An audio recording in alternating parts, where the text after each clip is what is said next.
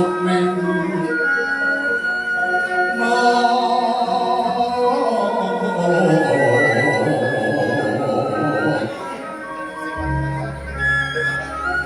sarira kang adidya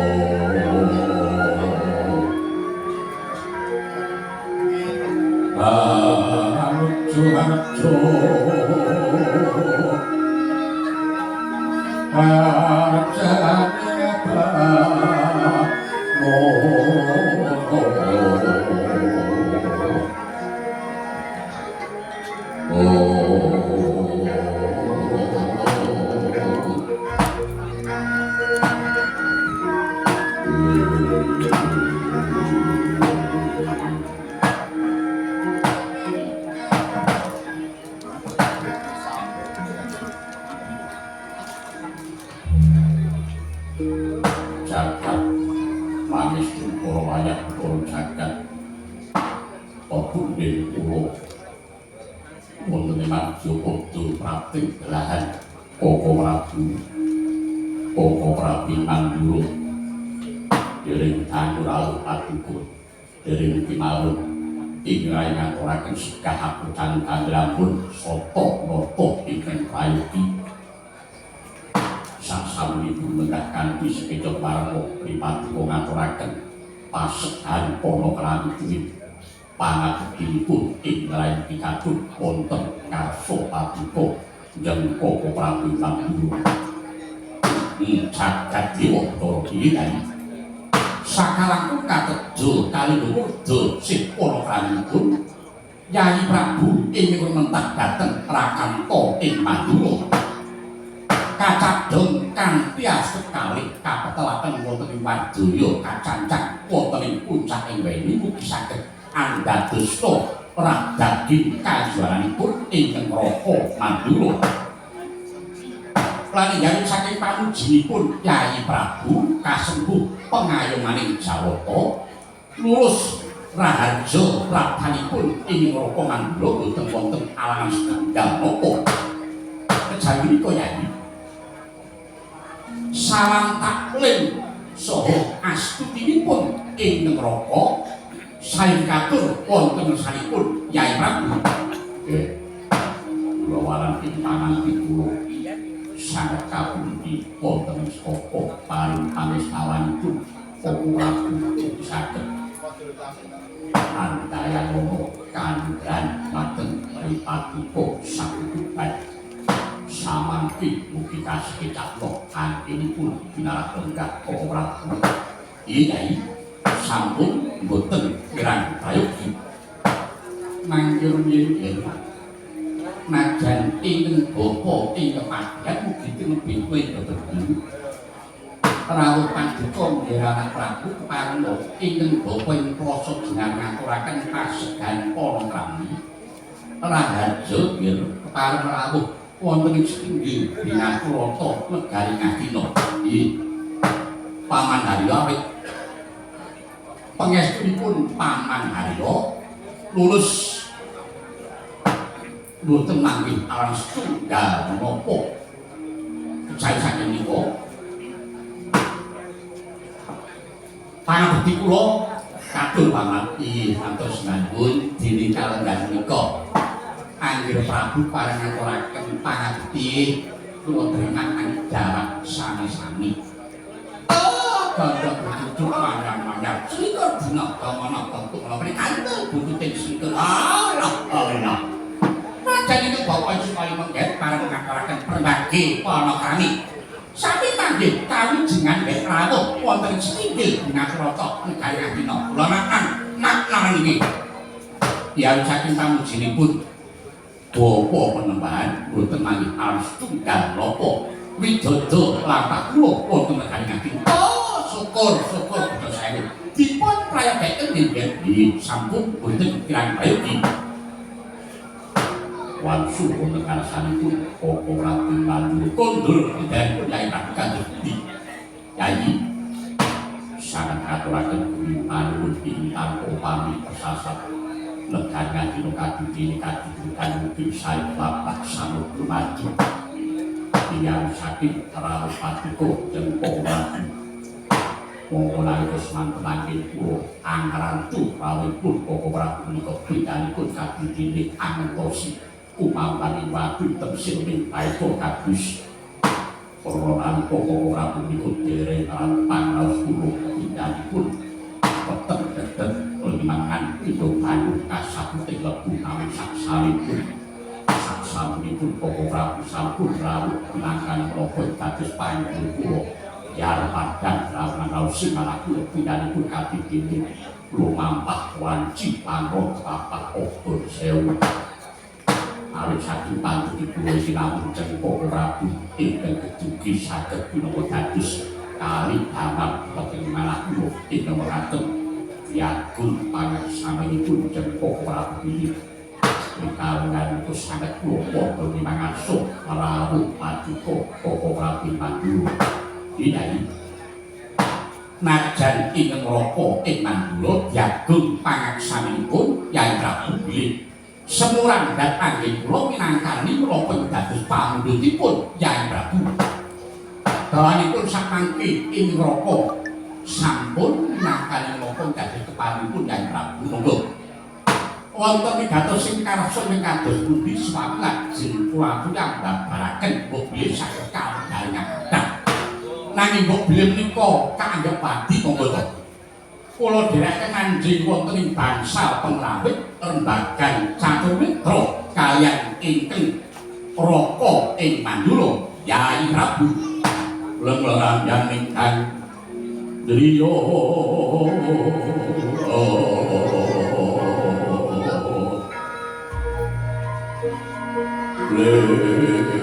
Liwang Condro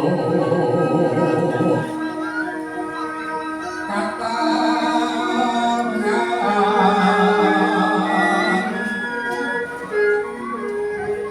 sumur ringkas kaduwitan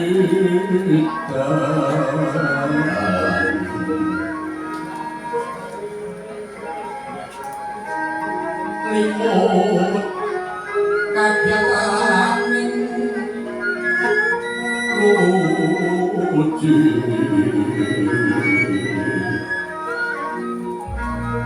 pemberani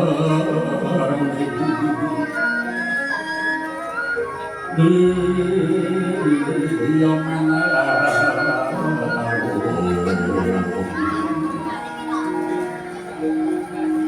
Kuming saiban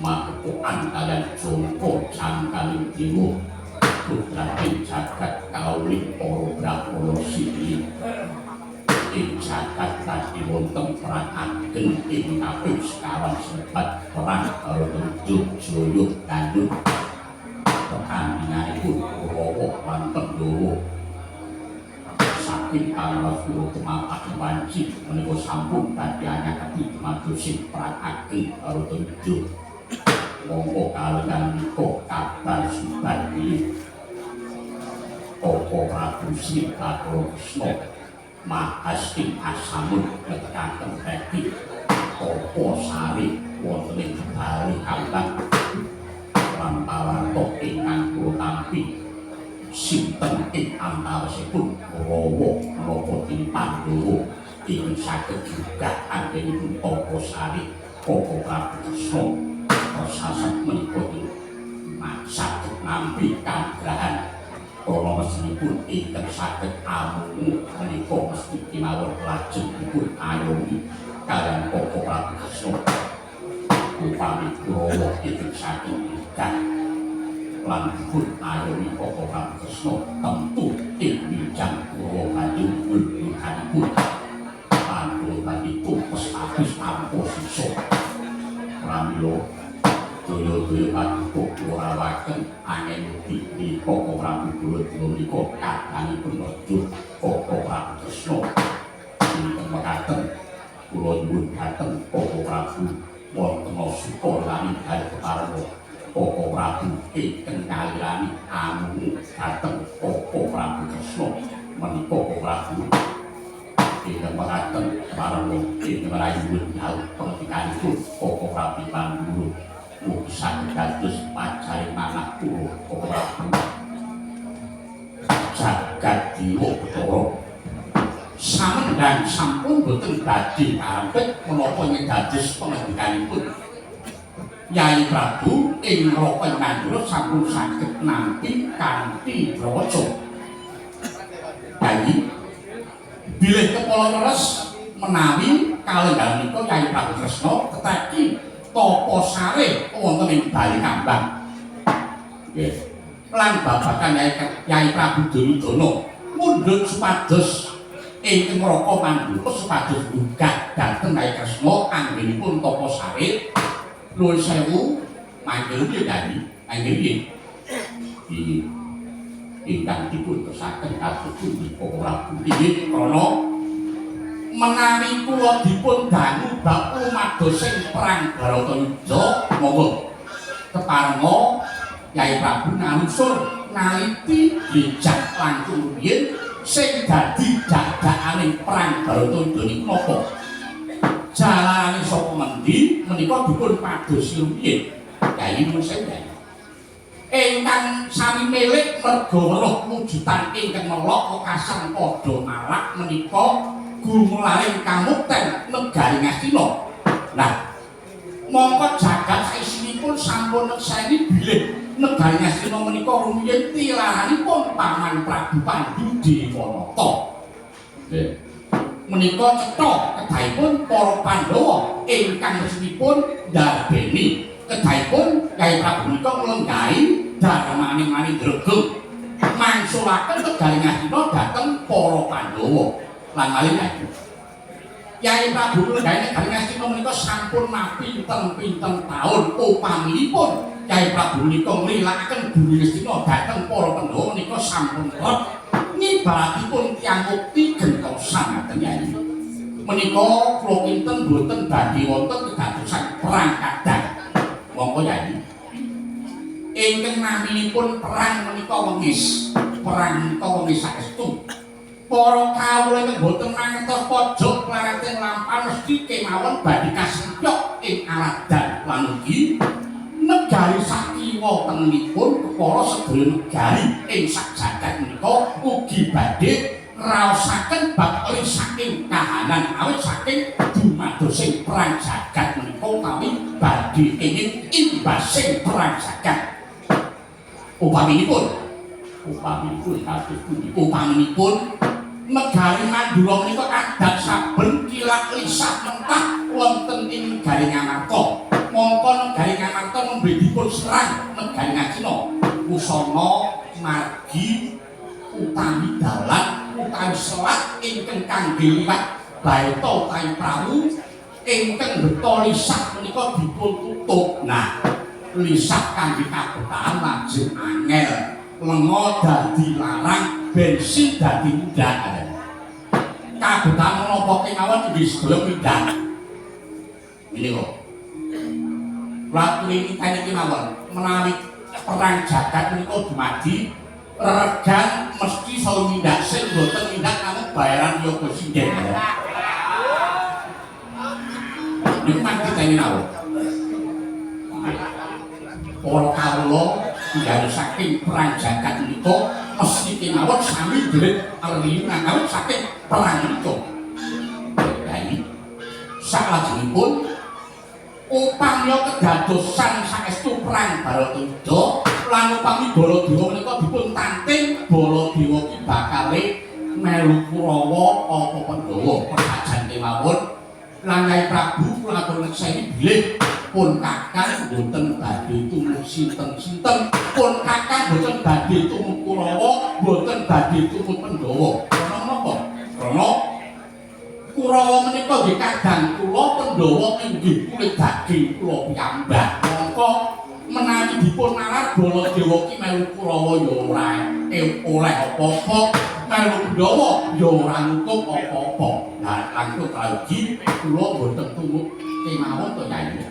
Dados menawi babakan kalenggan menika ingkang Raka Baladewa supados anggugat Kresna anggenipun Tapa Sari kula sewu kula ewuh kaya ing pambidi. Terus anipun kados inggih ewuh kaya pambidi tinarka menawi Baladewa menika ngrajangi ndombani lan ngayomi dhateng Kyai Duryudana lan Kurawa menika Yai. Nggih. Dados ketaripun Koko Prabu boten kersa menawi kedah munggah dhateng Koko Prabu Kresna anggenipun Tapa Sari. Lho mangkene sagah inggih dereng boten sagah nggih dereng. Namung pun kakang menika ewuh kaya pambudi perkara jalaran pinanggihipun menika sedaya kadang Yai. Nggih sampun kakang. Paman ayo wonten panjenengan ngadahaken raden kados pundi paman. Kula ngatur rawuhipun Koko Prabu kula menika supados kersa dhateng tapanipun Koko Prabu Kresna. Nanyakanipun Koko Prabu Baladewa Dewa pangandikan ingkang matur sagah lelembutipun prayogipun lampah lajeng kados pundi paman Haryo. Nuwun sewu nggih.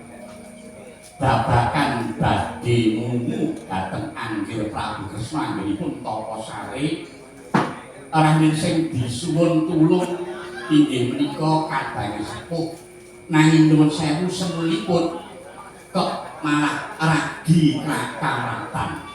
Nggih sampun. Yen boten kersa saestu nggih badhe kados pundi malih. Lah kaya saben-saben pasewakan galengan kula nggih diatur rawuh. Monggo Anggir Prabu Baladewa menika kejawi kadang sepuh paduka wonten negaring kula nggih dipun pundi-pundi ibarate uyak-uyuk ubyan-ubyung saben dina. Lamun disuli tulung gugat tiyang sare kok sajake abot men. Paman Haryo. Paman Suni iki kula wonten dawuh nggih. Pun kuwaturke ngajeng Baladewa ki saguh ndadura ora saguh ndadura dasipun kula tasih timbang-timbang margi kula berkawet sedaya menika sederek Kurawa nggih kadang kula Pandhawa nggih sedulur kula mangke malih kula saged gugat dhateng Kresna Tapa Sari mangke Baladewa dianggep menika ngrajangi ndondani lan ngayomi dhateng Kurawa lan Pandhawa mestine dadi meri nggih nanging ingkang Tapa Sari menika rai paduka piyambak gugah adine dhewe piyambak pedadak perteku ngajane Kresna menika adi kula dhewe nanging Baladewa boten nate gagu wong turu napa malih niku tapane ndel ngaten Paman. Wah iki sampun nek boten purun napa ngajeng dipun maksa pramila nggih yen saking pamanggi kula sampun sakmenika budidaya piyambak kemawon nggih lajeng caranipun kados pundi Paman Haryo. Nggih Kurawa menika cacahipun kathah menika sedaya kadhawan bidal dhateng Gorawati. Kurawa sing suwantene rusa sing braok-braok kenten ngajeng kadosta Dursasana, Durmagati, Durgapa lan sedaya sebatas beto kentongan sedaya kan muntuk kentong yang perlu ngangge son gorek. Kula kinten niku mangke Anggir Kresna mesti badhe kebrebeken dhateng polahe para Kurawa. Niku nggih boten badhe kelaman. Nggih boten kelaman Gusti dicarakan. Kyai Kresna Tapa Sari menika mestipun sami dipun reksa para kadang sengkana, dipun jagi para prajurit. Boten ngurung mangke kula malah gawe geger ten Gorawati. Nek nganti Senopati Gorawati boten trima Setyaki ngamuk. Gusti nyambut. Den kapan Kurawa menang kali Sakira? Oh nggih. Sampun. Sak menika Bapak Durna. Kula nyuwun pawasanipun Bapak Durna kados pundi? Bapak Sukalima. Oh, lho kemarin ojo atur ya. Nggih kados pundi? Menawi ingkang Bapak Sukalima kula nderek garis ngandhapi dhateng menapa dados atur gadanipun Adi Harya Sengkulinane boten kok terus lajeng sami bengok-bengok sami nuthuk kendhongan kok kanthi kaya wong arep rondo kampung bae kula boten ngatuk. Nah yen saking iku petikan kula malah Angger Duryudana kiamat ingkang ngalirani gugat dhateng Angger Kresna mangke sadayanipun Angger Duryudana menika gugat dhateng Angger Kresna mangke kula caosi mantra sakti pun mesti menawi sampun dipun watek mantra sakti saking kula mesti Angger Kresna tumuli lajeng badhe wungu niku nggih boten badhe kelampahan pamandunan. Lho kok Angger badhe pundi? Nggih kula menika punika tukang gawe mantra sakti tukang gawe panggendaman. Nggih senajan panjenengan pendhita sekti nanging sing tapa sari niku ratu dasare Kyai Kresna niku titising Wisnu.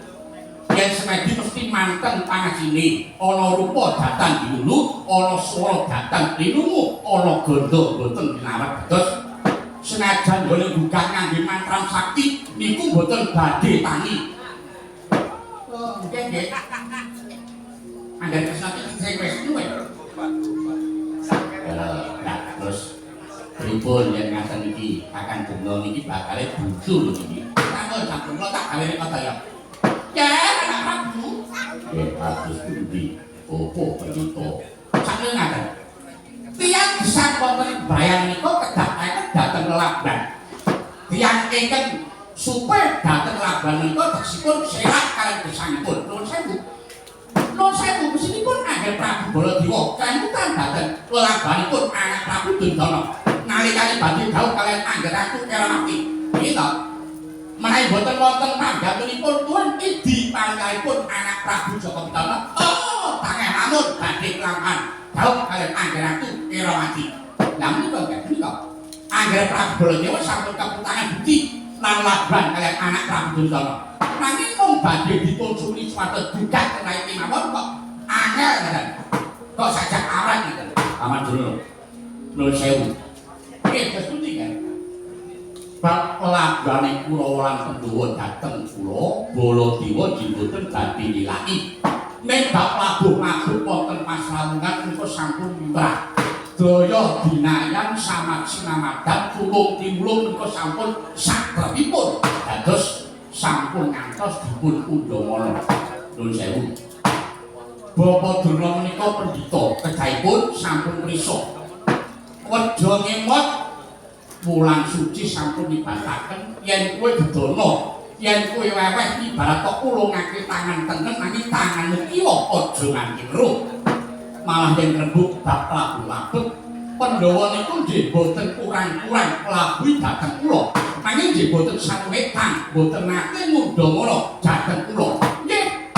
Nanging babagan menika yen Angger Baladewa boten kersa gugah dhateng Angger Kresna sakmenika ora badhe kresna. Nuwun sewu. Ketingal yen janika laire ten Kurawa, nanging batine wonten Pandhawa. Malah saking pandhiri kula Angger Baladewa menika kula anggap dados mata-pita pengapaning Pandhawa. Oh, sampun boten wonten ginanipun ngastina dhateng pundi-pundi mun ati nyuda-nyuda dhateng nata ing Ngandura. Baladewa sruduk duka nenggalani Gusti.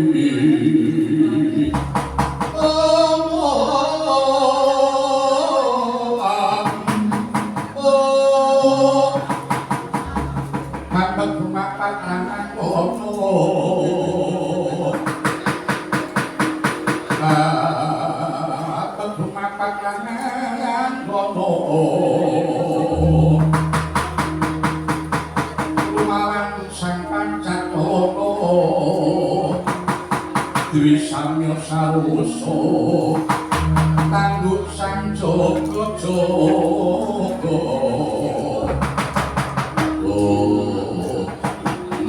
jagat dewa loro bayi duwi kula nampi bendaripun Pamanduna ing wekasan nika wau pindha dipun dodol andeman kula ya mongko wong sawangsul sampun kulakuraken yen Kurawa lan Bendha menika sedaya kadang kula sedaya kula rempuh sami katresnan kula ewa semanten kula malah dipun anggep dados mata pita pengawakaning Pandhawa pramila ya sampun ngantos kula dipun mestani supe dhateng labuhan sampun ngantos kula dipun arani mung wong golek pendhok supaya ketok mila babagan menika boten kok ateges kula nyagahi gugah dhateng Kresna nanging sakmenika monggo sakmenika Yai Prabu Duryudana sak mangke kula dherekaken dhateng negari Ndrawati nanging kula namung madosaken margi kemawon kula namung nglarapaken kula namung ngampingi dhateng Yai Prabu Duryudana supados nyelaki lan gugah dhateng Yayi Kresna mangke Yai Prabu ingkang supados nyarirani pribadi ewa dene mangke Yai Kresna dipun bukae Duryudana kok boten ngungu mangke nembe kula piyambak ingkang gugah Kresna Yai lah